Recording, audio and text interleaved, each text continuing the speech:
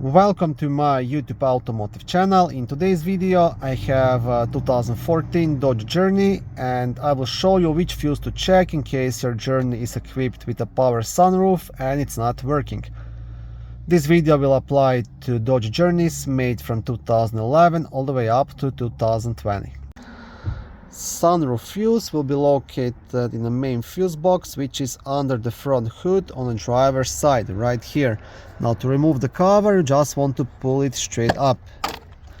On back side of the cover you will have a small fuse diagram, and this piece right here, this is the fuse puller you can use to remove and check any of the small fuses. Sunroof fuse, it's a fuse number F178 and it's a 25 amp fuse located right here. Now in case this fuse proves to be good and you are still having problems, then you'll have to dig a bit deeper. You'll have to check the power sunroof switch, check the power sunroof motor, or inspect all the wiring, as it could be a wiring issue. Thank you for watching this short video. I hope it was helpful and educational.